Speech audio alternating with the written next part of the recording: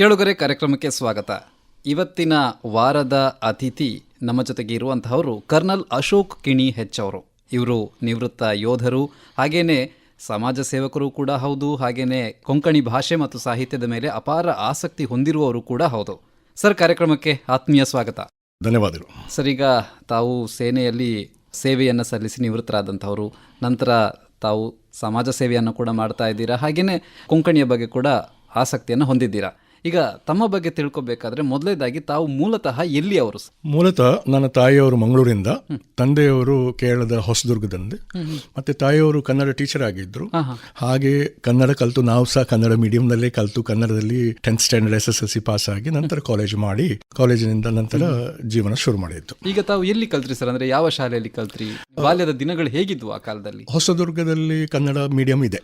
Kannada medium ಅಂದ್ರೆ ಕೇರಳದ Hosadurga, Kasaragod district ನಲ್ಲಿ ಕನ್ನಡದಲ್ಲಿ ತಾಯಿಯವರು ಸಹ ಟೀಚರ್ ಆಗಿ. ನಂತರ ನೀಲೇಶ್ವರ ಬರ್ತದೆ. ಮುಂದೆ ತಂದೆಯವರು ಕಲಿಯುವಾಗ ಕನ್ನಡ ಇತ್ತಂತೆ, ಆದ್ರೆ ಈಗ ಕಾನಿಂಗಾಡು ಹೊಸದುರ್ಗದವರೇ ಮಾತ್ರ. ಮತ್ತೆ ದುರ್ಗಾ ಹೈಸ್ಕೂಲ್ ಅಂತ ಒಂದು ಸ್ಕೂಲ್ ಇದೆ, ಅದರಲ್ಲಿ ನಾವು SSLC ಮಾಡಿ ನಂತರ ನೆಹರು ಕಾಲೇಜ್ ಅಂತ ಪಡೆದಕ್ಕಾಡಿದೆ, ಅದರಲ್ಲಿ ಡಿಗ್ರಿ ಮಾಡಿದ್ದು. ಆಮೇಲೆ ಡಿಗ್ರಿ ಮಾಡಿದ ನಂತರ ಏನ್ ಮಾಡಿದ್ರಿ ಸರ್? ಅಂದ್ರೆ ಈಗ ಸೇನೆಯ ಬಗ್ಗೆ ತಮಗೆ ಆಸಕ್ತಿ ಇತ್ತ ಮೊದಲೇ, ಅಥವಾ ಅದೊಂದು ಆಕಸ್ಮಿಕವಾಗಿ ಬರಬೇಕು ಅಂತ? ಅಂದ್ರೆ ನಾವು ಕಾಲೇಜ್ ಕಲ್ತಿರುವಾಗ ಅಲ್ಲಿ NCC ಅಂತೂ ಇತ್ತು. NCC ಅಂದ್ರೆ ತುಂಬಾ ಇಷ್ಟ, ಅಂದ್ರೆ ಯೂನಿಫಾರ್ಮ್ ಹಾಕೋದಂದ್ರೆ ತುಂಬಾ ಇಷ್ಟ ಇತ್ತು. ಹಾಗೆ NCC ಅಲ್ಲಿ ಪಾಲ್ಗೊಂಡು ಏಷ್ಯಾಡ್ 82 ಅಂತ ಅಲ್ಲಿ ರೆಪ್ರೆಸೆಂಟೇಷನ್ ಮಾಡ್ಲಿಕ್ಕೆ ಬಂತು ಒಂದು ಆಪರ್ಚುನಿಟಿ. ಆ ಆಪರ್ಚುನಿಟಿ ಸೆಲೆಕ್ಷನ್ ಆಗಿ ನಾನು 82 ಅಲ್ಲಿ ಡೆಲ್ಲಿಗೆ ಹೋಗಿ ಜವಾಹರ್ಲಾಲ್ ಸ್ಟೇಡಿಯಂನಲ್ಲಿ ಅಶರಿಂಗ್ ಡ್ಯೂಟಿ ಮಾಡಿದ್ದೇನೆ. ನಂತರ 1984 ನಲ್ಲಿ ನಮ್ಮ ಕಾಲೇಜಿಂದ first cadet republic day participate ಮಾಡಲಿಕ್ಕೆ 1984 ನಲ್ಲಿ ನನ್ನ ಸೆಲೆಕ್ಷನ್ ಆಯಿತು. ಹಾಗೆ ಡೆಲ್ಲಿಯಲ್ಲಿ ಹೋಗಿ ಬೆಸ್ಟ್ ಕ್ಯಾಡೆಟ್ ಅಂದ್ರೆ ಚೆರಿ ಬ್ಲಾಸಮ್ಸ್ ಟ್ರಾಫಿ ಸಹ ಸಿಕ್ತು. ಆ NCC ಕ್ಯಾಂಪ್ನಲ್ಲಿರುವಾಗ ಎಕ್ಸಾಮ್ ಬರ್ದಿದ್ದೆ UPSC ಅದು. ಆ UPSC ಎಕ್ಸಾಮ್ನಲ್ಲಿ ಪಾಸ್ ಆಗಿತ್ತು. ಪಾಸ್ ಆಗಿ ನಂತರ ಸರ್ವಿಸ್ ಸೆಲೆಕ್ಷನ್ ಬೋರ್ಡ್ ಇಂಟರ್ವ್ಯೂ ಆಯಿತು. ಹಾಗೆ ಆರ್ಮಿಯಲ್ಲಿ ಸೆಲೆಕ್ಷನ್ ಆಗಿದ್ದು. ಆ ಕಾಲದಲ್ಲಿ ಸೆಲೆಕ್ಷನ್ ಪ್ರೊಸೆಸ್ ಹೇಗಿತ್ತು ಸರ್? ಅಂದ್ರೆ UPSC ಎಕ್ಸಾಮ್ ಅಂದ್ರೆ ನಮ್ಗೆ ಊರಿನಲ್ಲಿ ಯಾರು ಗೈಡ್ ಮಾಡ್ಲಿಕ್ಕೆ ಇಲ್ಲ. ಈಗ ಊರಿನಲ್ಲೆಲ್ಲ ತುಂಬಾ ಗೈಡೆನ್ಸ್ ಕೋಚಿಂಗ್ ಎಲ್ಲ ಇದೆ. ಆ ಸಮಯದಲ್ಲಿ ತುಂಬಾ ಆಸಕ್ತಿ ಇದ್ದ ಕಾರಣ ಸೆಲ್ಫ್ ಸ್ಟಡಿ ಮಾಡಿ ಮತ್ತೆ ನಂತರ BBC ಇಂಟರ್ವ್ಯೂ, ಆಕಾಶವಾಣಿ ಇಂಟರ್ವ್ಯೂ ಎಲ್ಲ ಕೇಳುವುದಿತ್ತು. ಆಗ ತುಂಬಾ ಜನರು ಬಂದು ಇಂಟರ್ವ್ಯೂ ಎಲ್ಲ ಕೊಡುವಾಗ ಅವರ ನಾಲೆಜ್ ಎಲ್ಲ ಇರುವ ನಮಗೆ ನಾಲೆಜ್ ಸಿಕ್ತಿತ್ತು. ಆ ನಾಲೆಜೇ ನಮ್ಮ ಬೇಸ್. ಅದರ ನಂತರ ನ್ಯೂಸ್ ಪೇಪರ್ ಓದೋದು, ಉದಯವಾಣಿ, ಇಂಡಿಯನ್ ಎಕ್ಸ್ಪ್ರೆಸ್, ಹಿಂದೂ ಎಲ್ಲ ಓದಿ ನಾಲೆಜನ್ನು ಅಪ್ಡೇಟ್ ಮಾಡಿ ಎಕ್ಸಾಮ್ ಬರೆಯುವಾಗ UPSC ಎಕ್ಸಾಮ್ನಲ್ಲಿ ಎಲ್ಲ ಸೆಲೆಕ್ಟಿವ್ ಕ್ವಶನ್ಸ್ ಎಲ್ಲ ಅದಾದ ನಂತರ ಸೆಲೆಕ್ಷನ್ ಆಯಿತು. ಸೆಲೆಕ್ಷನ್ ಆದ ನಂತರ SSB ಅಂತ ಒಂದು ಇಂಟರ್ವ್ಯೂ ಇದೆ, tough interview, service selection board interview. ಅದು ಅಲಹಾಬಾದ್ನಲ್ಲಿ, ಆ ಸಮಯದಲ್ಲಿ ಈಗ ಪ್ರಯಾಗ್ರಾಜ್, ಅಲ್ಲಿ ನನಗೆ ಬಂತು. ಹಾಗೆ ಅಲ್ಲಿ ಹೋಗಿ ನೋಡುವಾಗ ತುಂಬಾ ಜನರು ಒಳ್ಳೆ ಪ್ರಿಪೇರ್ ಮಾಡಿ ಬಂದಿದ್ದಾರೆ. ಡೆಲ್ಲಿಯಲ್ಲಿ ಬಂದವರೆಲ್ಲ ಕೋಚಿಂಗ್ ಎಲ್ಲ ತೆಗೆದು, ನಮ್ಮ ಊರು ಸಣ್ಣ ಊರು, ಇಲ್ಲಿ ಕೋಚಿಂಗ್ ಸೆಂಟರು ಇಲ್ಲ, ಗೈಡ್ ಮಾಡುವವರು ಇಲ್ಲ, ಹೆಚ್ಚಾಗಿ ಆರ್ಮಿ ಆಫೀಸರ್ ಇಲ್ಲ. ಒಂದು ಕರ್ನಲ್ ಭಟ್ ಅಂತ ಇದ್ರು ಮಂಗಳೂರು ದೇವಸ್ಥಾನದ ಹತ್ರ, ಅವರು ಆರ್ಮಿಲಿ ಇದ್ರು ಆ ಸಮಯದಲ್ಲಿ. ಹಾಗೆ ಗೈಡೆನ್ಸ್ ಏನು ಇಲ್ಲ ಇತ್ತು. ನಾವು ಹೋಗಿ ಇಂಟರ್ವ್ಯೂ ಪಾರ್ಟಿಸಿಪೇಟ್ ಮಾಡಿದೆ. ಲಕ್ಕಿಲಿ ಸೆಲೆಕ್ಷನ್ ಆಯಿತು. 40 ಜನರಲ್ಲಿ 4 ಜನ ಸೆಲೆಕ್ಷನ್ ಆಯಿತು. 4 ಜನರಲ್ಲಿ ಇಬ್ಬರಿಗೆ ಮೆಡಿಕಲ್ ಅನ್ಫಿಟ್ ಆಯಿತು, ಇಬ್ರು ಸೆಲೆಕ್ಷನ್ ಆದ್ರು. ಅದರಲ್ಲಿ ಒಂದು ನನಗೆ ಚಾನ್ಸ್ ಸಿಕ್ತು. ಹಾಗೆ ಆರ್ಮಿಯಲ್ಲಿ 5 years ಶಾರ್ಟ್ ಸರ್ವಿಸ್ ನಲ್ಲಿ ಚೆನ್ನೈ ಅಂದ್ರೆ ತಮಿಳುನಾಡಿನಲ್ಲಿ ಹೋಗಿ ಟ್ರೈನಿಂಗ್, 1 ವರ್ಷ ಟ್ರೈನಿಂಗ್ ಮಾಡಿ ಆರ್ಮಿಯಲ್ಲಿ ಕಮಿಷನ್ ಆಫೀಸರ್ ಆಗಿ ಜಾಯ್ನ್ ಆಗಿದ್ದು. ಈ ಟ್ರೈನಿಂಗ್ ದಿನಗಳನ್ನು ನೆನಪು ಮಾಡ್ಕೊಳ್ಳೋದಾದ್ರೆ ಹೇಗಿತ್ತು ಸರ್ ಅದು? ಟ್ರೈನಿಂಗ್ ಅಂದ್ರೆ ಟಫ್ ಟ್ರೈನಿಂಗ್ ಅಂದ್ರೆ ನನಗಂದ್ರೆ ನಾನು NCC ಅಲ್ಲಿ ಇದ್ದ ಕಾರಣ ನಮಗದೊಂದು 50% ರಿಡಕ್ಷನ್ ಆಗ ಹಾಗೆ. ಮತ್ತೆ ಫಿಸಿಕಲ್ ಬೆಳಿಗ್ಗೆ ಎದ್ದು ಓಡೋದೆಲ್ಲ ಇತ್ತು. ಅಂದ್ರೆ ಫಿಸಿಕಲ್ ಫಿಟ್ನೆಸ್ ಒಂದು ತುಂಬಾ ಆಸಕ್ತಿ. ಹಾಗೆ ಟ್ರೈನಿಂಗ್ ನಲ್ಲಿ ನಮಗೆ ತುಂಬಾ ಈಸಿಯಾಗಿ ಸಿಕ್ತು. ಅಂದ್ರೆ training very tough. Army officer training ಅಂದ್ರೆ ಇಂಡಿಯನ್ ಮಿಲಿಟರಿ ಅಕಾಡೆಮಿ ಡೆಹ್ರಾಡೂನ್ ನಲ್ಲಿ 1 ವರ್ಷದ ಟ್ರೈನಿಂಗು ನಮಗೆ OTI ಚೆನ್ನೈಲಿ 1 ವರ್ಷದಲ್ಲಿ ಮುಗಿಸ್ಬೇಕು.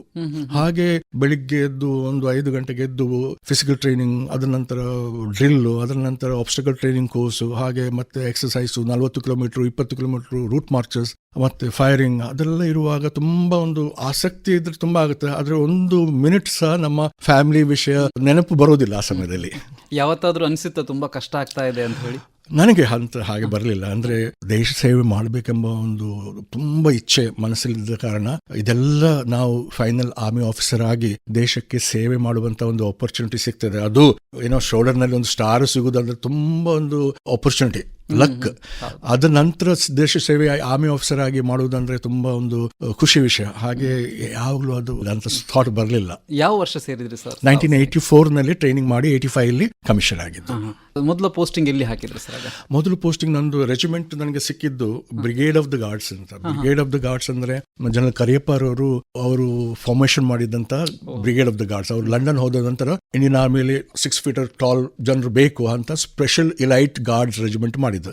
ಆ ರೆಜಿಮೆಂಟ್ ನಲ್ಲಿ 16th Battalion ನನಗೆ ಸೆಲೆಕ್ಷನ್ ಆಗಿದ್ದು. ಆ ಯೂನಿಟ್ ಆ ಸಮಯದಲ್ಲಿ ನಾಗಾಲ್ಯಾಂಡ್ ಬಾರ್ಡರ್ ನಲ್ಲಿ ಅಲ್ಲಿತ್ತು. ಹಾಗೆ ನನ್ನ ಪೋಸ್ಟಿಂಗ್ ನಾಗಾಲ್ಯಾಂಡ್ ನಲ್ಲಿ ಆಗಿತ್ತು. ಹೇಗಿತ್ತು ಸರ್ ನಾಗಾಲ್ಯಾಂಡ್? ಆ ಕಾಲದಲ್ಲಿ ನಾಗಾಲ್ಯಾಂಡ್ ಅಂತ ಹೇಳಿದ್ರೆ ಒಂದು ರೀತಿ ನಾರ್ತ್ ಈಸ್ಟ್ ಇನ್ಸರ್ಜೆನ್ಸಿ ಇದ್ದಂತಹ ಕಾಲ ಅನ್ಸುತ್ತೆ. ಅಂದ್ರೆ ನಾವು ಹೋದ ಕೂಡಲೇ ಒಂದು ಕ್ರೋ ಫ್ಲೈಟ್ ನಲ್ಲಿ ಸೀದಾ ನೋಡ್ಲಿಕ್ಕೆ 2 ಕಿಲೋಮೀಟರ್ ಒಂದು ವಿಲೇಜ್ ಇತ್ತು. ಆ ವಿಲೇಜ್ ಹೋಗಿ ಅಲ್ಲಿಂದ ರಿಪೋರ್ಟ್ ನಮ್ಗೆ ಕೊಡ್ಬೇಕು, ವಿಲೇಜ್ ನಲ್ಲಿ ಏನೆಲ್ಲ ಹೇಗೆಲ್ಲ ಇದೆ ಅಂತ. ಬಟ್ ಆ 2 ಕಿಲೋಮೀಟರ್ ದೂರ ಹೋಗ್ಲಿಕ್ಕೆ 4 hours ನಾವು ನೀಚೆ ಹೋಗ್ಬೇಕು, 4 hours ಕ್ಲೈಮ್ ಮಾಡಬೇಕು. ಅಂದ್ರೆ 8 ಗಂಟೆ ರೂಟ್ ಮಾರ್ಚ್ ಮಾಡಿ ಹೋದ ನಂತರ ವಿಲೇಜ್ಗೆ ಹೋಗೋದು. ಮೊದಲು ನಾನು ಪ್ಲಟೂನ್ ತೆಗೆದು ನಾನು ಹೋಗುವಾಗ ಅಲ್ಲಿಯ ಮಕ್ಕಳೆಲ್ಲ ಫಾರಿನ್ ಆರ್ಮಿ ಅಂತ. ತುಂಬ ಬೇಜಾರಾಯಿತು. ನಮ್ಮ ಆರ್ಮಿಗೆ ಫಾರಿನ್ ಆರ್ಮಿ ಅಂದ್ರೆ ಕರೆದ್ರೆ ಹೇಗಾಗುತ್ತೆ. ನಾನು ತಿರುಗಿ ಬಂದ ನಂತರ 1 ವಾರ ನಂತರ ತಿರುಗಿ ಹೋಗೋದು ನ್ಯೂಟ್ರಿನ್ ಚಾಕ್ಲೇಟ್ ಅಂತ ಸಿಕ್ತಿತ್ತು ಆ ಸಮಯದಲ್ಲಿ, ರ್ಯಾಬಿಟ್ ಮಾರ್ಕಿನವರು. ಅದು ತೆಗೆದು ಹೋಗಿ ಮಕ್ಕಳಿಗೆಲ್ಲ ಕೊಟ್ಟು ಅವರ ಹತ್ರ ಆಟ ಆಡಿ ಬರುವಾಗ ಟಾಟಾ ಇಂಡಿಯನ್ ಆರ್ಮಿ ಅಂತ ಒಂದು 15 ದಿವಸ ನಂತರ ನಾನು ಕೇಕ್ ಮತ್ತು ಚಾಕ್ಲೇಟ್ ತೆಗೆದು ಹೋದೆ. ಅದೇ ವಿಲೇಜಿಗೆ ಹೋಗಿ ಓಲ್ಡೆಸ್ಟ್ ಮ್ಯಾನ್ ಅಂದ್ರೆ ಗಾಂವ್ ಬುಡ್ಢ ಅಂತ ಹೇಳ್ತಾರೆ, ಅವರಿಗೆ ಹೇಳಿ ಆ ಕೇಕ್ ಕಟ್ ಮಾಡಿ ಅವರಿಗೆಲ್ಲ ಹಂಚಿ ಅಲ್ಲಿಂದ ಒಂದು ಚಾಕ್ಲೇಟ್ ಕೊಟ್ಟು ಮಕ್ಕಳಿಗೆಲ್ಲ ಡ್ಯಾನ್ಸ್ ಎಲ್ಲ ಆಡಿ ತಿರುಗಿ ಬರುವಾಗ ಟಾಟಾ ಆರ್ಮಿ, ಟಾಟಾ ನಮ್ಮ ಆರ್ಮಿಗೆ ಟಾಟಾ ಅಂತ ಹೇಳಿದ್ರು. ಅಂದ್ರೆ ಅಷ್ಟು ಚೇಂಜಸ್ ಮಾಡಲಿಕ್ಕೆ ನಮ್ಮ ಒಂದು ಅವರ ಒಟ್ಟಿಗೆ ಕಮ್ಯುನಿಕೇಶನ್ ಇದ್ರೆ ಮಾತ್ರ ಆಗುತ್ತೆ. ಅಂದ್ರೆ ನಾಗಾಲ್ಯಾಂಡ್ ಒಂದು ಅನುಭವ ಆಯ್ತು. ಅಂದ್ರೆ ಯಾವಾಗ್ಲೂ ನಾವು ನಮ್ಮ ಜನತೆ ಒಟ್ಟಿಗೆ, ನಮ್ಮ ಸಿಟಿಸನ್ ಒಟ್ಟಿಗೆ ಒಂದು ಕಾಂಟ್ಯಾಕ್ಟ್ ಇರಬೇಕು ಅಂತ ತುಂಬ ಒಂದು ಎಕ್ಸ್ಪೀರಿಯನ್ಸ್ ಆಗಿದೆ. ಎಷ್ಟು ವರ್ಷ ಇದ್ರಿ ಸರ್ ಅಲ್ಲಿ? ಅಲ್ಲಿ ಒಂದು 3 ವರ್ಷ ಇದೆ, 3 ವರ್ಷ. ಅದರ ನಂತರ ನನ್ನ ಪೋಸ್ಟಿಂಗ್ ಶ್ರೀಲಂಕಾಕ್ಕೆ ಆಗಿತ್ತು. ಶ್ರೀಲಂಕಾದಲ್ಲಿ ಯಾವ ಮಿಷನ್ ಸರ್ ಅದು? ಅದು ಆ ಸಮಯದಲ್ಲಿ Indian peace keeping mission IPKF ಅಂತ ಹೋಗಿತ್ತು. ಹಾಗೆ ನಮಗೆ ಆರ್ಡರ್ ಬಂತು ನಾವು ಅಲ್ಲಿ ಹೋಗಬೇಕು ಅಂತ. ಹಾಗೆ ನಾನು ಇಲ್ಲಿಂದ ಚೆನ್ನೈ ಹೋಗಿ, ಚೆನ್ನೈಯಿಂದ ಶಿಪ್ಪಿನಲ್ಲಿ ಬೆಟಾಲಿಯನ್ ಒಟ್ಟಿಗೆ ನಾವು ಜಾಫ್ನಾಗೆ ಹೋಗಿ ಇಳಿದೆವು. ಜಾಫ್ನ ಹೋಗಿ ನಂತರ ನಾವು ಅಲ್ಲಿ LTTಗೆ ನಮ್ಮ ಮಿಷನ್ ಅಂದರೆ LTT ಅನ್ನು ಹಿಡಿಬೇಕು ಅಷ್ಟೇ. ಹಾಗೆ ಆ ಪೀಸ್ ಕೀಪಿಂಗ್ ಮಿಷನ್ ನಲ್ಲಿ ನಾವು ಶ್ರೀಲಂಕಾದಲ್ಲಿದ್ದರು. ಆಗ ಹೇಗಿತ್ತು ಸರ್ ಅಲ್ಲಿನ ಅನುಭವಗಳೆಲ್ಲ? ನಾನು ಕನ್ನಡ, ಕೇರಳ, ಮಲಯಾಳಂ ಎಲ್ಲ ಇದ್ದ ಕಾರಣ ತಮಿಳು ಸ್ವಲ್ಪ ಮಾತಾಡ್ಲಿಕ್ಕೆ ಬರ್ತಿತ್ತು. ಹಾಗೆ ಬರುವುದರಿಂದ ತಮಿಳು ಮಾತಾಡ್ಲಿಕ್ಕೆ ಈಸಿ ಆಗಿತ್ತು. ನಾವು ಸರ್ಚ್ ಆಪರೇಷನ್ಗೆ ಹೋಗುವಾಗ ಅಲ್ಲಿ ಮನೆಯಲ್ಲಿ MGR, Ganapati photo, Lakshmi photo ಎಲ್ಲ ಇತ್ತು. ನಾವು ನಮ್ಮ ಒಂದು ಎನಿಮಿ ಕಂಟ್ರಿಗೆ ಬಂದಿದೆ ಅಂತ ಗೊತ್ತಾಗೋದಿಲ್ಲ. ಅಂದ್ರೆ ನಮ್ಮದವರೇ ಹಾಗೆ ಇರ್ತೆ. ಹಾಗೆ ನನ್ನ ಅವರೊಟ್ಟಿಗೆ ಒಂದು ಸಹವಾಸ ಅಂದರೆ ಕಾಂಟ್ಯಾಕ್ಟ್ ತುಂಬ ಒಳ್ಳೇದಿತ್ತು. ನನಗೆ ಫಸ್ಟ್ ಸರೆಂಡರ್ ಅಂದರೆ LTT ಆಪರೇಷನ್ನಲ್ಲಿ ಸರೆಂಡರ್ ಸಿಕ್ಕುದಂತ ತುಂಬ ಕಷ್ಟ. ಒಂದು LTT ನಂಬರ್ 56 ಅಂತ ಒಬ್ಬರು ಇದ್ರು, ಅವರು ಮಂಗಳೂರಿನವರೇ ಒಬ್ರು ಇದ್ರು, ಬ್ರಿಗೇಡಿಯರ್ ಅಯನ್ ರಾಯ್ ಅಂತ, ನಿಮ್ಗೆ ಗೊತ್ತಿರಬಹುದು.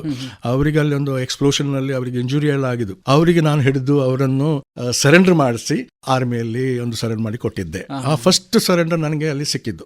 ಅದು ತುಂಬ ಒಂದು ದೊಡ್ಡ ಒಂದು ಉಪಲಬ್ಧಿ ಅಲ್ಲಿ ಸಿಕ್ಕಿದ್ದು. ಇದು ಹೇಗೆ ಸಾಧ್ಯ ಆಯ್ತು ಸರ್? ಅದಕ್ಕೆ ಅಂದ್ರೆ ನಾವು ಮೊದಲು ನಮ್ಮ ಕಾಂಟ್ಯಾಕ್ಟ್ ಅವ್ರ ಹತ್ರ ಮಾತಾಡಿ ಹೇಳಬೇಕು. ಅಂದ್ರೆ ಅವರ ಪತ್ನಿ ಇದ್ಲು, ಮಕ್ಕಳಿದ್ಲು, ಅವಳಿಗೆ ಹೇಳಿ ನಾಳೆ ನಮ್ಮ ಫೈಟ್ ಎಲ್ಲ ಆದ್ರೆ ಅವ್ರಿಗೆ ಗುಂಡು ತಾಗಿದ್ರೆ ಅವರು ತೀರು ಹೋದ್ರೆ ನಿಮ್ಗೆ ಯಾರು ನೋಡ್ತಾರೆ?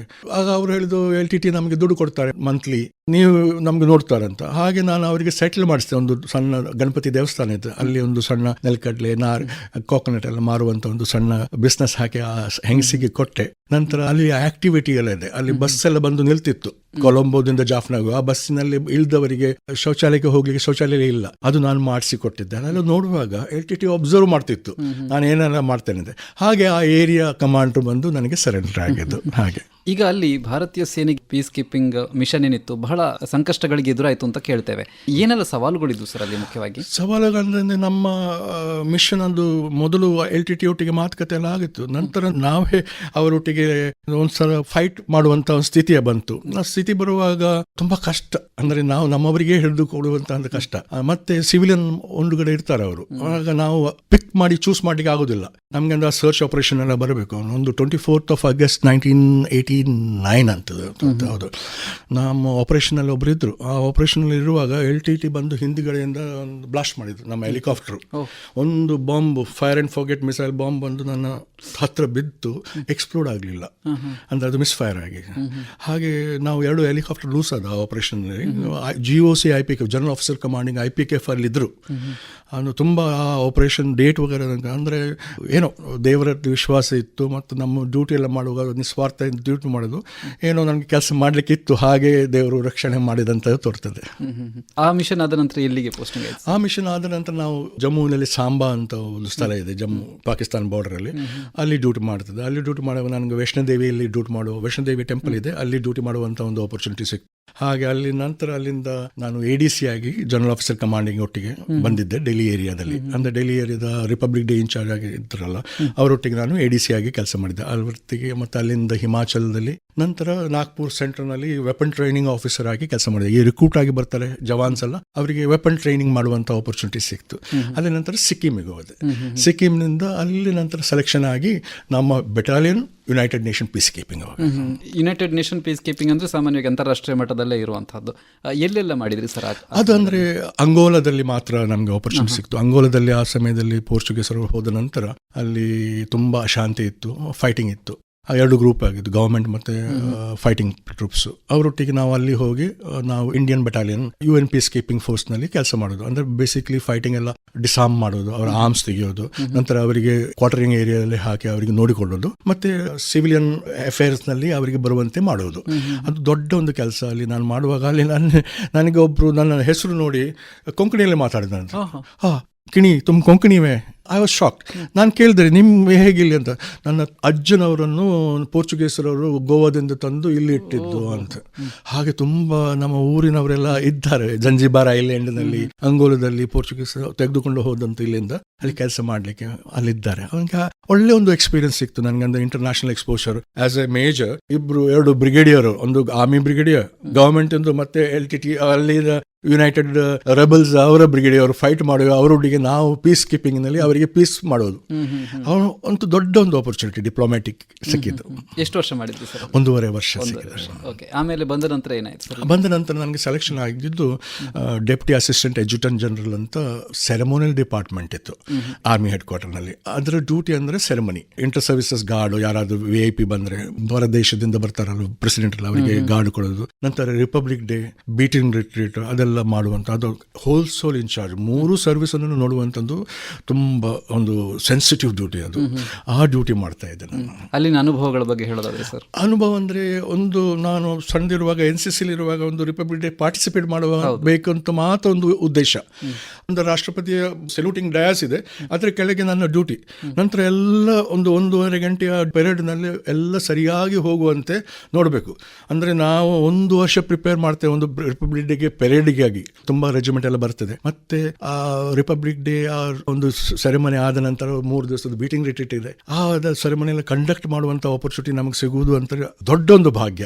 ಅದು ನಮಗೆ ಸಿಕ್ಕಿದೆ ಒಂದು ಒಳ್ಳೆ ಆಪರ್ಚುನಿಟಿ ಅಂತ ತೋರ್ತದೆ. ಈಗ ತಾವು ಅದರ ನಂತರ ಈ ನಮ್ಮ ಕಾರ್ಗಿಲ್ ಯುದ್ಧ ಆಯಿತು 1999 ಸಮಯದಲ್ಲಿ. ಆ ಸಮಯದಲ್ಲಿ ಎಲ್ಲಿದ್ರಿ ಸರ್ ತಾವು? ಆ ಸಮಯದಲ್ಲಿ ಅದೇ ಡ್ಯೂಟಿಲಿದ್ದೆ, DIG ಸೆರೆಮನಿಲಿ. ಅಂತ ಕಾರ್ಗಿಲ್ ಯುದ್ಧ ಅಂದರೆ ಆ ಯುದ್ಧ ಅಲ್ಲ, ಅದು ಲಿಮಿಟೆಡ್ ವಾರ್ ಅಂತ ಹೇಳ್ತಾರೆ. ಅಂದರೆ ಘೋಷಣೆ ಮಾಡಲಿಲ್ಲ. ಯುದ್ಧ ಅಂದರೆ ಘೋಷಣೆ ಮಾಡ್ತಾರೆ, ಇದು ಘೋಷಣೆ ಇಲ್ಲದ ಯುದ್ಧ. ಆ ವಾರ್ನಲ್ಲಿ ಡೆಡ್ ಬಾಡೀಸ್ ಬರೋದಿಲ್ಲ. ನಮ್ಮ ವೀರಗತಿಯನ್ನು ಪಡೆದಂಥ ಯೋಧರ ಬಾಡೀಸು ಮನೆಗೆ ಬರುವುದಿಲ್ಲ ವಾರನಲ್ಲಿ. ಅದು ಅಲ್ಲೇ ಹಾಕಿ ಟೋಕನ್ ಇಟ್ಟು ಮತ್ತೆ ಟೋಕನನ್ನು ಕಳಿಸೋದು. ಆದರೆ ಇದು ವಾರಲ್ಲ, ಬಾಡಿ ಬರ್ತಾ ಇದೆ, ಹೇಗೆ ಮಾಡೋದು ಅಂತ ನನಗೆ ಕರೆದ್ರು. ಅವರು ನನ್ನ ಹತ್ರ ಕೇಳಿದರು. ಅಂದರೆ ಸೆರೆಮೋನಿ ಅಲ್ವಾ, ಆಗ ನೀವು ಮಾಡಬಹುದಾ, ಕಂಟ್ರೋಲ್ ಮಾಡ್ಬೋದಾ, ಕೋರ್ಡಿನೇಟ್ ಮಾಡ್ಬೋದಾ, ಅವರೆಲ್ಲ ಮನೆಗೆ ಕಳಿಸುವಂಥದ್ದು. ನಾನು ಹೇಳಿದೆ, ಸರ್ ಈಗ ನಾನು 1-2 ಬಾಡಿ ಮಾಡ್ತಾ ಇದ್ದೇನೆ, 4-5-6 ಬಾಡಿ ಮಾಡುವುದು ಕಷ್ಟ ಇಲ್ಲ, ಮಾಡ್ಬೋದು ಅಂದರೆ. ಆಗ ಅವರು ಆರ್ಡರ್ ಕೊಟ್ಟರು, ಎಲ್ಲ ಬಾಡಿ ಕಾರ್ಗಿಲ್ ಯುದ್ಧ ಕ್ಷೇತ್ರದಿಂದ ಮನೆಯವರಿಗೆ ಕಳಿಸುವಂಥ ರೆಸ್ಪಾನ್ಸಿಬಿಲಿಟಿ ಸಿಕ್ತು. ಆಗ ನಾವು ಅಲ್ಲಿಂದ ಡ್ಯೂಟಿ ಶುರು ಮಾಡಿದ್ದು. ಆ ಸಮಯದಲ್ಲಿ ನಮ್ಮ ಮಂಗಳೂರಿನವರೇ ಜಾರ್ಜ್ ಫರ್ನಾಂಡಸ್ ಅವರು ಡಿಫೆನ್ಸ್ ಮಿನಿಸ್ಟರ್ ಆಗಿದ್ದರು. ಆಗ ಬಾಡಿ ಬರುವಾಗ ಅವರ ಥರದಿಂದ ಒಂದು ರೀಲೇಯಿಂಗ್ ಮಾಡಲಿಕ್ಕೆ ಇದೆ, ಅದು ಸಹ ನನಗೆ ತುಂಬ ಆಪರ್ಚುನಿಟಿ ಸಿಕ್ತು. ಅವ್ರು ಹೇಳ್ತಿದ್ರು ನೀನೇ ಮಾಡು ಅಂತ ನನಗೆ ಹೇಳ್ತಿದ್ರು. ಆಗ ಆ ಡ್ಯೂಟಿ ಅಂದರೆ ತುಂಬ ಸೆನ್ಸಿಟಿವ್ ಡ್ಯೂಟಿ. ನನ್ನ ಡ್ಯೂಟಿ ಅಂದರೆ ಅದು ನನಗೆ ಫಸ್ಟ್ ಇನ್ಫಾರ್ಮೇಷನ್ ಬರ್ತದೆ ಯುದ್ಧ ಕ್ಷೇತ್ರದಿಂದ, ಹೀಗೆ ಇವರ ಮೃತ್ಯು ಆಯಿತು ಅಂತ. ಅದು ಕೇಳಿದ ಕೂಡಲೇ ಅವರ ಡಾಕ್ಯುಮೆಂಟ್ ಇಂದ ಸ್ವಲ್ಪ ಡಿಟೇಲ್ ತೆಗೆದು ಒಂದು ಒಳ್ಳೆ ರಿಪೋರ್ಟ್ ಬರೆದು ನಾನು ನಮ್ಮ PROಗೂ ಕಳಿಸಿದ್ದೆ. ಆರ್ಮಿ PRO ಕರ್ನಲ್ ಭಟ್ ಅಂತ ಒಬ್ಬರು ಇದ್ರು, ನಾರ್ತ್ ಕೆನಡಾದವರು. ಅವರಿಗೆ ಕೊಟ್ಟು ಅವರು ಪಬ್ಲಿಸಿಟಿ ಮಾಡಿ ಬಾಡಿ ಮನೆ ಬರುವ ಮೊದಲು ನ್ಯೂಸ್ನಲ್ಲಿ ಅವರ ಫೋಟೋ, ಅವರ ಮಕ್ಕಳು, ಅವರ ಸ್ಕೂಲು ಎಲ್ಲಿ ಯಾರು ಎಲ್ಲ ಬರೆದ್ರೆ ಮನೆಯವರಿಗೆ ಆ ಒಂದು ವೀರಗತಿಯ ಬಗ್ಗೆ ಒಂದು ಹ್ಯಾಪಿನೆಸ್ ಇರ್ತದೆ. ಇಲ್ಲ ಅವರ ಮನೆಯ ಒಬ್ಬ ವೀರ ಸೈನಿಕ ಮೃತ್ಯುವಾಗಿದ್ದಾನಂತ ಆ ದುಃಖ ಇರುವುದಿಲ್ಲ. ಆ ಕೆಲಸ ಮಾಡಿ, ಅಂದರೆ ಅವರ ಬಾಡಿಯನ್ನು ನಾವು ರಿಸೀವ್ ಮಾಡಿ ಅದನ್ನು tri service guard of honour ಕೊಟ್ಟು ಅಲ್ಲಿಂದ ಮನೆ ಕಳಿಸೋ ಮೊದಲು ಡಿಸ್ಟ್ರಿಕ್ಟ್ ಕಲೆಕ್ಟರ್ಗೆ ಇನ್ಫಾರ್ಮ್ ಮಾಡೋದು, ನಂತರ ಡಿಸ್ಟ್ರಿಕ್ಟ್ ಆರ್ಮಿ ನಿಯರ್ ಬೈ ಇದ್ದರೆ ಅವರಿಗೆ ಇನ್ಫಾರ್ಮ್ ಮಾಡೋದು, ಇಲ್ಲದ್ರೆ ಪೊಲೀಸ್ ಡಿಪಾರ್ಟ್ಮೆಂಟ್ಗೆ ಇನ್ಫಾರ್ಮ್ ಮಾಡಿ ಮನೆವರೆಗೆ ಹೋಗುವಾಗ ಅವರಿಗೆ ಸೆರೆಮೋನಿಯಲ್ ಆರ್ಮಿ ಟೈಪ್ ರಿಸೆಪ್ಷನ್ ಕೊಟ್ಟು ಸೆರೆಮೋನಿಯಲ್ ಫ್ಯೂನರಲ್ ಮಾಡುವಂಥ ಒಂದು ಇನ್ಸ್ಟ್ರಕ್ಷನ್ ಕೊಡ್ತಿದ್ದೆವು. ಮತ್ತು ಅದು ಮನೆಯಲ್ಲಿ ವೀರಗತಿ ಪ್ರಾಪ್ತಿಯಾದ ಕೂಡಲೇ ಅವರಿಗೆ ಇನ್ಫಾರ್ಮ್ ಮಾಡುವ ಕೆಲಸವೂ ನಮಗಿತ್ತು. ಅಂದರೆ ವಾರ್ ಟೈಮ್ನಲ್ಲಿ ಮೆಸೇಜ್ ಬರುವಾಗ ತುಂಬ ಟೈಮ್ ಆಗ್ತಿತ್ತು, ನಮಗೆ ಬಾಡಿ ಅಂದರೆ ಇಮಿಡಿಯೇಟ್ಲಿ ಬರ್ತಿತ್ತು. ಹಾಗೆ ಎಲ್ಲ ಡೀಟೇಲ್ ನಮ್ಮ ಕೈಲಿತ್ತು. ಆದ ಕಾರಣ ಆ ಡ್ಯೂಟಿ ಮಾಡ್ತಾ ನಮ್ಗೊಂದು ಪ್ರಜ್ಞಾಭಾವ ಬಂದ ಹಾಗೆ ಆಯ್ತು. ಅದೇ ಈಗ ಆ ಒಂದು ಭಾವನಾತ್ಮಕ ಸಂಘರ್ಷ ಹೇಗಿರುತ್ತೆ ಸರ್ ಆ ಥರ ಡ್ಯೂಟಿ ಮಾಡಬೇಕಾದ್ರೆ? ನಾನು ಹೇಳುವುದಿದ್ರೆ ನನಗೆ ಅಂದರೆ ಅದೊಂದು ಲೈಫ್ ಒಂದು ಚರ್ನಿಂಗ್ ಆದ ಹಾಗೆ ಆಗ್ತದೆ. ಈಗ ತಾವು ಹೇಳಿದ್ರಿ ಜಾರ್ಜ್ ಫರ್ನಾಂಡಿಸ್ ಅವರ ಜೊತೆ ಕೂಡ ತಾವು ಸಂಪರ್ಕದಲ್ಲಿದ್ರಿ ಆ ಕಾಲದಲ್ಲಿ ಅಂತ ಹೇಳಿ. ಅವರು ಊರಿನವರೇ, ಸೊ ಅಲ್ಲಿ ಹೇಗಿತ್ತು ಅವರ ಜೊತೆ ಸಂಬಂಧ? ಅವರ ಜೊತೆ ಅಂದರೆ ಅವರು ನನಗೆ ಕಿಣಿ ಎಂದು ನೋಡಿದ ಕೂಡ ಕೊಂಕಣಿಯಲ್ಲಿ ಮಾತಾಡೋದು. ಅವರ ಕೊಂಕಣಿ ನನ್ನ ಕೊಂಕಣಿ ಅಂದರೆ ಮಂಗಳೂರು ಕೊಂಕಣಿ ಅಂತ ಸೇಮ್ ಅಂದರೆ ಅವ್ರಿಗೆ ತುಂಬ ಇಷ್ಟ ಇತ್ತು. ಮತ್ತು ನಾನು ಕೆಲಸ ಮಾಡೋದಂದರೆ ಅವರು ಜಾರ್ಜ್ ಫರ್ನಾಂಡೋ ಡಿಫೆನ್ಸ್ ಮಿನಿಸ್ಟರ್ ಮಂಗಳೂರಿನವರು. ಆಗ ನನಗೆ ಕೆಲಸ ಮಾಡುವ ರೆಸ್ಪಾನ್ಸಿಬಿಲಿಟಿ 5 ಟೈಪ್ 500 ಟೈಮ್ಸ್ ಹೆಚ್ಚು. ಅಂದರೆ ಯಾವ ತಪ್ಪಾಗಬಾರ್ದು, ಎಲ್ಲ ಪರ್ಫೆಕ್ಟ್ ಆಗಬೇಕು ಅಂತ. ಹಾಗೆ ಈ ಕಾರ್ಗಿಲ್ ಸಮಯದಲ್ಲೆಲ್ಲ ನೋಡುವಂಥ ಕೆಲಸ ನಾನು ಮಾಡಿದ್ದೆ. ಅವರಿಗೆ ತುಂಬ ಖುಷಿ ಇತ್ತು. ಹಾಗೆ ನನಗೆ ಆ ಕಾರ್ಗಿಲ್ ಯುದ್ಧದಲ್ಲಿ ಸೇನಾ ಮೆಡಲ್ ಅವಾರ್ಡು, ಡಿಸ್ಟಿಂಗ್ವಿಶ್ ಸೇನಾ ಮೆಡಲ್ ಅಂತ ಅವಾರ್ಡು ಸಹ ಸಿಕ್ಕಿತು. ಸರ್, ಹಾಗೆಯೇ ತಾವು ರಾಷ್ಟ್ರಪತಿ ಭವನದಲ್ಲೂ ಕೂಡ ಕರ್ತವ್ಯವನ್ನು ನಿರ್ವಹಿಸಿದ್ದೀರಿ, ಇದ್ರ ಬಗ್ಗೆ ಹೇಳಿ ಸರ್. ಅಂದರೆ ರಾಷ್ಟ್ರಪತಿ ಅಬ್ದುಲ್ ಕಲಾಂ ಅವರ ಪ್ರೆಸಿಡೆಂಟ್ ಆಫ್ ಹೌಸ್ ಹೋಲ್ಡ್ ಅಂತ, ಹೌಸ್ ಹೋಲ್ಡ್ ಅಂದರೆ CPH, controller of president house hold, ಅಂದರೆ ಅವರ ಪರ್ಸ್ನಲ್ ನೋಡಿಕೊಳ್ಳುವಂಥ ಒಂದು ಸೆಲೆಕ್ಷನ್ ಆಗಿತ್ತು. ಅದು ಕಲಾಂರವ್ರು ಬರುವಾಗ ಅವರಿಗೆ ನೋಡಿಕೊಳ್ಳುವಂಥ ಪೊಸಿಷನ್ ಖಾಲಿ ಇತ್ತು. ನಾನು ಇಂಟರ್ವ್ಯೂ ಹೋಗುವಾಗ ಮೆಡಲ್ ಎಲ್ಲ ಹಾಕಿ ಹೋಗ್ಬೇಕು. ಅವರ ಇಂಟರ್ವ್ಯೂ ಅಂದರೆ supreme commander of armed forces. ಅವರು ನನ್ನ ಮೆಡಲ್ ಎಲ್ಲ ನೋಡಿದ್ರು, ಎಲ್ಲ ಕೇಳಿದ್ರು, ಇದೆ ಇಲ್ಲಿ ನಾನು ಅಂಗೋಲಾ, ಆಫ್ರಿಕಾ, 9 years 15 ಎಲ್ಲ ಹೇಳುವಾಗ ಒಂದು ಮೆಡಲ್ ಅವರು ತೋರಿಸಿದ್ರು ನನಗೆ. ಇದೇನು ಮೆಡಲ್ ಅಂತ. ನಾನು ನಾಗಾಲ್ಯಾಂಡ್ ಅಂತ ಹೇಳಿದೆ. ನಾಗಾಲ್ಯಾಂಡು ತುಂಬ ಚೆನ್ನಾಗಿದೆ ಮೆಡಲು, ಏನು ಪ್ರಾಬ್ಲಮ್ ಅಲ್ಲಿ ಅಂತ ಕೇಳಿದರು. ನನಗೆ ಅದು ನೆನಪಾಯಿತು.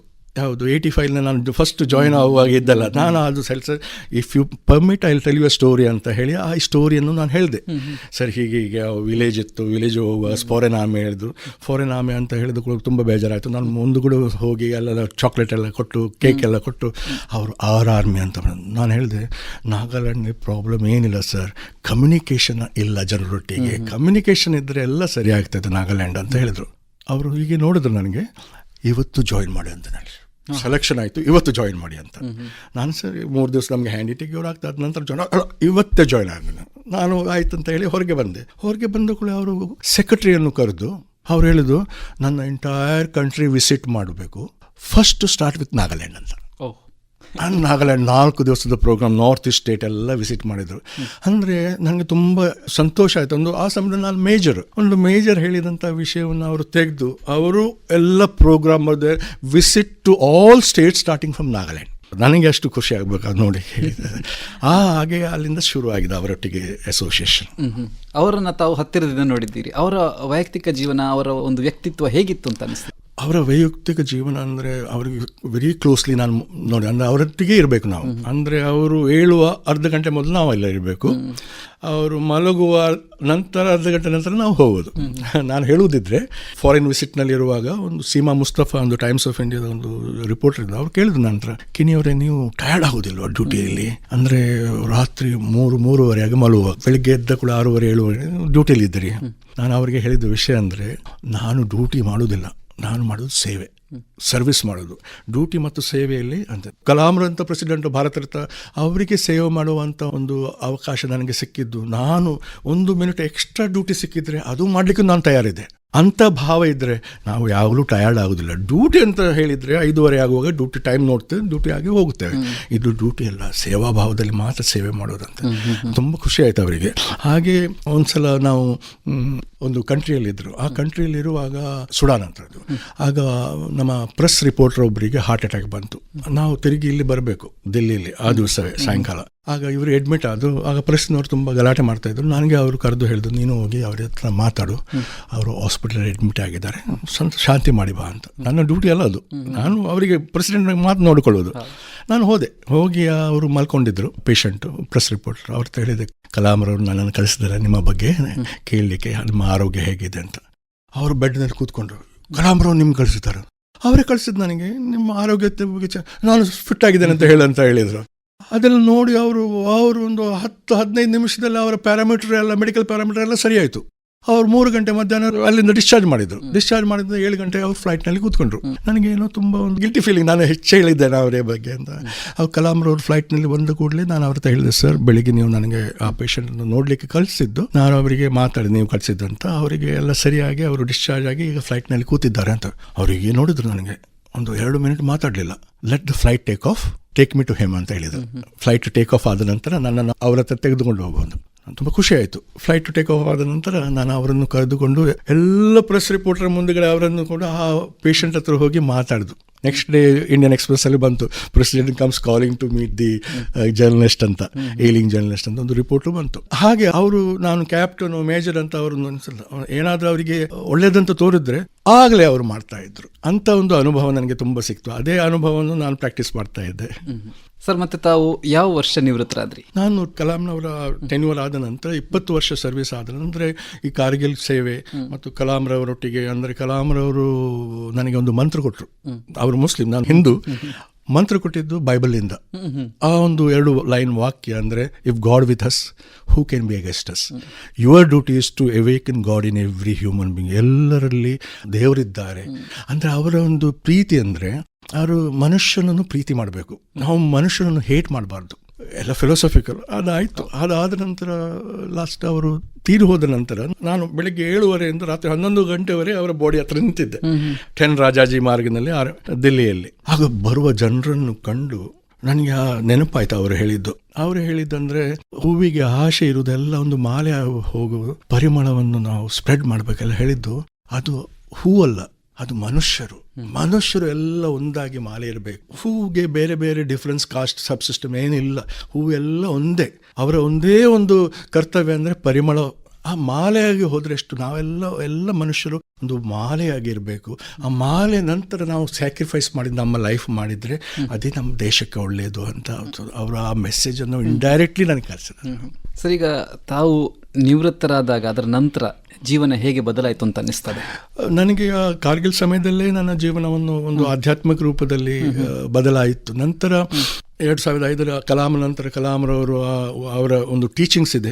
ಅವರ ಟೀಚಿಂಗ್ನಲ್ಲಿ ಒಂದು ಸ್ಮಾಲ್ ಏಮ್ ಕ್ರೈಮ್ ಅಂತ ಹೇಳ್ತಾರೆ. ಸ್ಮಾಲ್ ಏಮ್ ಕ್ರೈಮ್ ಅಂತ ನಾವು ಸ್ಟೂಡೆಂಟ್ಸ್ಗೆ ಹೋಗಿ, ಸ್ಕೂಲ್ನಲ್ಲಿ ಹೋಗಿ, ಕಾಲೇಜಿಗೆ ಹೋಗಿ ಅವರ 1 ಗಂಟೆ ವಿಷಯವನ್ನು ನಾನು ಮಾತಾಡ್ತಿದ್ದೆ. ಮಕ್ಕಳ ಒಂದು ಏನಾದರೂ ಮನಸ್ಸಿನಲ್ಲಿ ಏನಾದರೂ ಕ್ವಶನ್ ಇದ್ರೆ ಅದರ ಆನ್ಸರ್ ಮಾಡೋದು. ನಮಗೆ ಒಂದು ಮನುಷ್ಯ ಜನ್ಮ ಸಿಕ್ಕಿದೆ, ಅದು ಒಂದು ದೊಡ್ಡ ಒಂದು ಆಪರ್ಚುನಿಟಿ.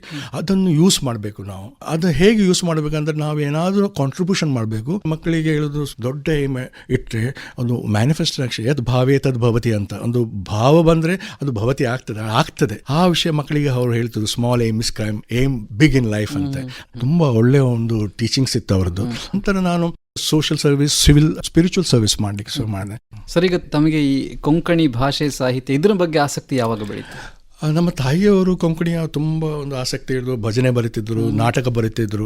ಅವರೊಟ್ಟಿಗೆ ಕೂತ್ಕೊಂಡು ನಾನು ಸಹ ಬರಿತಾ ಇದ್ದೆ. ಅಂದರೆ ತುಂಬ ಇಚ್ಛೆ ಆಗ್ತಿತ್ತು. ನಾನು ಅವರು ಬರೆದ ಭಜನೆಯನ್ನು ಹಾಡುವುದಿತ್ತು. ನಂತರ ನಾನು ಸಹ ಒಂದು ಬದ್ರಿನಾಥಕ್ಕೆ ಹೋಗುವಾಗ ಶಂಕರಾಚಾರ್ಯವರು ಭಜನೆ, ಬಾ ಬಾ ಬಾ ಬದ್ರಿನಾಥ ಅಂತ ಒಂದು ಒಳ್ಳೆ ಒಂದು ಭಜನೆ, ಅದು ಆ ವರ್ಡ್ಸ್ ಎಲ್ಲ ತಾನಾಗೆ ಬರ್ತಿತ್ತು. ಬರೆದ ನಂತರ ಯಾವ ಒಂದು ರಾಗ ಹಾಕಬೇಕು, ಮತ್ತೆ ಪರ್ಫೆಕ್ಷನ್, ಕನ್ನಡ ಸಾಹಿತ್ಯ ಬೇಕಲ್ಲ, ಆಗ ತಾಯಿಯವರು ಸಾಹಿತ್ಯ ಆಗ್ತಿದ್ರು. ಹಾಗೆ ಕೊಂಕಣಿಯ ಸಾಹಿತ್ಯದಲ್ಲಿ, ಕೊಂಕಣಿ ಅಂದರೆ ಒಂದು ಎಕ್ಸ್ಟೆನ್ಷನ್ ಲ್ಯಾಂಗ್ವೇಜ್ನಲ್ಲಿ ಬರ್ತಾ ಇದೆ. ಅದು ತುಂಬ ಎಕ್ಸ್ಟೆನ್ಷನ್ ಆಗ್ತಾ ಲ್ಯಾಂಗ್ವೇಜ್. ನಾವು ಅದು ಎಕ್ಸ್ಟೆನ್ಷನ್ ಮಾಡಿದ ಹಾಗೆ ನಮ್ಮ ಕಾಂಟ್ರಿಬ್ಯೂಷನ್ ಮಾಡಿದರೆ ಮನೆಯಲ್ಲಿ ಕೊಂಕಣಿ ಮಾತಾಡೋದು. ಮತ್ತು ನಾವು 3 ದಿವಸ ಒಂದು ಸ್ಪಿರಿಚುವಲ್ ಕ್ಯಾಂಪ್ ಅಂತ ಡಿಲ್ಲಿಯಲ್ಲಿ ಮಕ್ಕಳಿಗೆ ಮಾಡ್ತೇವೆ. ಡಿಸೆಂಬರ್ 25ಕ್ಕೆ ರಜೆ ಸಿಗ್ತದೆ, ಕ್ರಿಸ್ಮಸ್. ಆ ದಿವಸ ಒಂದು ಸ್ಪಿರಿಚುವಲ್ ಕ್ಯಾಂಪ್ ಮಾಡಿ ನಮ್ಮ ಕೊಂಕಣಿಯಲ್ಲಿ ಎಲ್ಲರಿಗೆ ಮಾತಾಡೋದೆಲ್ಲ ಇತ್ತು. ಹಾಗೆ ಕೊಂಕಣಿ ಭಾಷೆಯನ್ನು ಪ್ರಮೋಟ್ ಮಾಡ್ತಿದ್ದೆ. ಈಗ ಕೊಂಕಣಿಯಲ್ಲಿ ತಾವು ಬರೆದದ್ದು ಪ್ರಕಟ ಆಗಿದ್ದು ಏನಾದರೂ ಇದೆಯಾ ಸರ್? ನಾನೀಗ ವಿಶ್ವ ಸಾರಸ್ವತ ಫೆಡರೇಷನ್, ನಮ್ಮ ಸಾರಸ್ವತ ಫೆಡರೇಷನ್, ನಮ್ಮ ಸುಧೀಂದ್ರ ತೀರ್ಥ ಸ್ವಾಮೀಜಿ ಅವರು ನನ್ನನ್ನು ಕನ್ವೀನರ್ ಮಾಡಿ ಪ್ರೆಸಿಡೆಂಟ್ ಮಾಡಿದ್ದು ವಿಶ್ವ ಸಾರಸ್ವತ ಫೆಡರೇಷನ್. ಮತ್ತೆ ಅವರು ನನ್ನ ಕರೆದು ಹೇಳಿದ್ದು, ನೀನು ಧರ್ಮ ರಕ್ಷಕನಾಗಬೇಕು ಅಂತ ಅವರು ನಾನು ಹೇಳಿದ್ದು. ಅಂದ್ರೆ ನಾವು ಕೊಂಕಣಿ, ನಾವು ಹಿಂದೂ, ನಾವು ಸನಾತನ ಅಂತ ಧ್ಯಾನ ಕೊಟ್ಟು ನನಗೆ ಹೇಳಿದ್ರು ಅವರು, ನೀನು ಧರ್ಮ ರಕ್ಷಣೆ ಆಗ್ಬೇಕಂತ. ಮೊದಲು ಆದಿಶಂಕರಾಚಾರ್ಯರ ಯಾತ್ರೆ ಮಾಡಿದ್ದು, ಪುನರ್ಸ್ಥಾಪನಾ ಯಾತ್ರಾ, ಸಮಾಧಿ ಯಾತ್ರಾ, ಅದು ಆ ಧರ್ಮದ ಒಂದು ಭಾಗವಾಗಿತ್ತು. ನಂತರ ಪ್ರಯಾಗದ ಬಗ್ಗೆ ನಾನು ಬರೆದಿದ್ದು, ಪ್ರಯಾಗ ಅಲಹಾಬಾದ್ ಅಲ್ಲ, ಪ್ರಯಾಗರಾಜ ತೀರ್ಥರಾಜ್ ಪ್ರಯಾಗ ಆಗಬೇಕು. ಏಕೆಂದ್ರೆ ಅಲ್ಲಿ 3 ನದಿಗಳ ಸಂಗಮ ಆಗ್ತದೆ. 3 ನದಿಗಳ ಸಂಗಮದಲ್ಲಿ ಸ್ನಾನ ಮಾಡುವುದಂತೆ. ಆ ಪ್ರಯಾಗ ಅಂದ್ರೆ ಪ್ರಯಾಗ, ಅಂದ್ರೆ ಪ್ರಾಣವನ್ನು ಯಾಗ ಮಾಡುವಂಥ ಸ್ಥಳದಲ್ಲಿ ನಾವು ಹೋಗುವಾಗ ನಾವು ಎಲ್ಲವನ್ನು ನಮ್ಮ ಆಶೆ ಎಲ್ಲ ಬಿಟ್ಟು ಸ್ನಾನ ಮಾಡಬೇಕು. ನಂತರ ಬರುವಾಗ ಹೊಸ ಜನ್ಮ ತಂದು ಆಧ್ಯಾತ್ಮಿಕ ರೂಪದಲ್ಲಿ, ಹಾಗೆ ಅಲ್ಲಿ ದೊಡ್ಡ ಒಂದು ಹನುಮಾನ್ ಮಂದಿರ ಇದೆ ಆ ಪ್ರಯಾಗರಾಜ್ ಸಂಗಮದಲ್ಲಿ. ಅಲ್ಲಿ ಹನುಮಾನ್ಜಿ ಮಲಗಿದ್ದಾನೆ. ಅಂದರೆ ಆತ್ಮರೂಪಿ ನಮ್ಮ ಆ ಪ್ರಾಣವನ್ನು ನಾವು ಅಲ್ಲಿ ಸಮರ್ಪಣೆ ಮಾಡಿ ತಿರುಗಿ ಬರುವಾಗ ಹನುಮಾನ ಹೇಳ್ತಾರೆ, ನನ್ನ ಅವಶ್ಯಕತೆ ಇಲ್ಲ. ಅಂದರೆ ನಾವು ಆ ಒಂದು ಚೇತನವನ್ನು ತಂದು ನಮ್ಮ ಒಂದು ಆಧ್ಯಾತ್ಮಿಕ ರೂಪದಲ್ಲಿ ಎನ್ಲೈಟನ್ ಮಾಡಿ ಬಂದರೆ ಮಾತ್ರ ಅದು ಸಾಧ್ಯ ಅಂತ. ಅದು ಹಿಂದಿಯಲ್ಲಿ ಬರೆದಿದ್ದು, ಇಂಗ್ಲೀಷ್ನಲ್ಲಿ ಟ್ರಾನ್ಸ್ಲೇಷನ್ ಆಗಿದೆ, ಕೊಂಕಣಿಯಲ್ಲಿ ಸಹ ಮಾಡ್ತಾ ಇದ್ದೇವೆ. ಸರ್, ಈಗ ತಮ್ಮ ಈಗಿನ ಜೀವನದ ಬಗ್ಗೆ ಹೇಳೋದಾದ್ರೆ, ತಾವು ಈಗ ಎಲ್ಲಿ ನೆಲೆಯಾಗಿದ್ದೀರಾ ಮತ್ತು ತಮ್ಮ ಕುಟುಂಬ, ಇದ್ರ ಬಗ್ಗೆ ಒಂದು ಸ್ವಲ್ಪ ಹೇಳಿ. ಹೌದು, ನಾನು ನನ್ನ ಡೆಲ್ಲಿಯಲ್ಲಿ ಇದ್ದೇನೆ ಈಗ. ಅಂದರೆ ಡೆಲ್ಲಿ ಅಂದರೆ ಮಗ ಅಲ್ಲಿದ್ದಾನೆ. ಅಂದರೆ ಸೇವೆ ಮಾಡುವುದು ಅಂದರೆ ನಮ್ಮ ಸ್ವಾಮೀಜಿಯವರ ಸಮಾಧಿ ಸಹ ಉತ್ತರಾಖಂಡದಲ್ಲಿ ಹರಿದ್ವಾರದಲ್ಲಿ ಆಗಿದೆ. ಅವ್ರು ನನ್ನ ವೆರಿ ಕ್ಲೋಸ್ ಆಗಿ ಅಟ್ಯಾಚ್ಮೆಂಟ್ ಆಗಿದ್ದರು. ಮತ್ತು ತುಂಬ ಹೇಳ್ತಾ ಇದ್ರು. ಅವ್ರ ಹತ್ರ ನಾನು ಮಾತಾಡೋದು, 1 to 1 ಮಾತಾಡೋ. ಅವ್ರು ಹೇಳೋದು, ಆಧ್ಯಾತ್ಮಿಕ ರೂಪದಲ್ಲಿ ಮಾತಾಡಲಿಕ್ಕೆ ನಮ್ಮವರು ಕ್ಲಾಸ್ 1 ಪಾಸ್ ಆಗಿ 2ನಲ್ಲಿ ಬರಬೇಕು. ಎಲ್ಲರೂ ಕ್ಲಾಸ್ 1ನಲ್ಲೇ ಇದ್ದಾರೆ, 2ನಲ್ಲಿ ಬಂದರೆ ಮಾತ್ರ ನಾವು ಮಾತಾಡೋದು. ಹಾಗೆ ಅವರು ಮಾತಾಡಲಿಕ್ಕಿಲ್ಲ ಇತ್ತು. ಆದರೆ ನನಗೆ ಹೇಳ್ತಿದ್ರು, ಏನಾದರೂ ಹೇಳ್ತಿದ್ರು. ಹಾಗೆ ಅವರ ಸಮಾಧಿ ಅಲ್ಲೇ ಆಯಿತು. ತುಂಬ ನಮಗೆ ಗೈಡ್ ಮಾಡಿದ್ದಾರೆ. ಹಾಗೆ ದೇವಭೂಮಿಯಲ್ಲಿ ನಾನು ತುಂಬ ಕಾಂಟ್ಯಾಕ್ಟ್ ಮಾಡಿ ಆಧ್ಯಾತ್ಮಿಕ ರೂಪದಲ್ಲಿ ಕಲೀಲಿಕ್ಕೆ, ನಮ್ಮ ಈ ಲೈಫು ಸಾಕು ಆಗೋದಿಲ್ಲ, ಅಷ್ಟು ಕಲೀಲಿಕ್ಕಿದೆ ಆಧ್ಯಾತ್ಮಿಕ ಜೀವನದಲ್ಲಿ. ದೇಶಕ್ಕಾಗಿ ಏನು ಮಾಡ್ಬೋದು ನಾವು, ಅದು ಈಗ ಸರ್ವಿಸ್ನಲ್ಲಿ ಇದ್ದು ದೇಶಕ್ಕಾಗಿ ಸೇವೆ ಮಾಡ್ತಾ ಇದ್ದೆ. ಹಾಗೆ ಲಾಸ್ಟ್ ಇಯರ್ ಅಂದರೆ ಕೊರೋನಾ ಟೈಮ್ನಲ್ಲಿ ಅಡ್ವೈಸರ್ ಆಗಿ ಶ್ರೀಪಾದ್ ನಾಯ್ಕರವರ ಮಿನಿಸ್ಟರ್ ಆಫ್ ಸ್ಟೇಟ್ ಡಿಫೆನ್ಸ್ನಲ್ಲಿ ಆರ್ಮಿ ಹೆಡ್ ಕ್ವಾರ್ಟರ್ನಲ್ಲಿ ಕೆಲಸ ಮಾಡಿದೆ. ಆಪರ್ಚುನಿಟಿ ಬಂದರೆ ಕೆಲಸ ಮಾಡಲಿಕ್ಕೆ ತಯಾರಿದೆ. ತುಂಬ ಎಕ್ಸ್ಪೀರಿಯನ್ಸ್ ಇದೆ ಲೈಫ್ನಲ್ಲಿ. ಯಾವ ಸಬ್ಜೆಕ್ಟ್ನಲ್ಲೂ ತೆಗೆದ್ರು, ಅಂದರೆ ಅಂಗೋಲದಲ್ಲಿ ಹೋಗುವಾಗ ನಾನು ಏರ್ಕ್ರಾಫ್ಟ್ ಲೋಡ್ ಮಾಡಿದ್ದೇನೆ. ತುಂಬ ಕ್ರೂಷಿಯಲ್ ರೆಸ್ಪಾನ್ಸಿಬಿಲಿಟಿ ಎಲ್ಲ ಮಾಡಿದ್ದೇನೆ. ಹಾಗೆ ತುಂಬ ಎಕ್ಸ್ಪೀರಿಯನ್ಸ್ ಸಿಕ್ಕಿದೆ.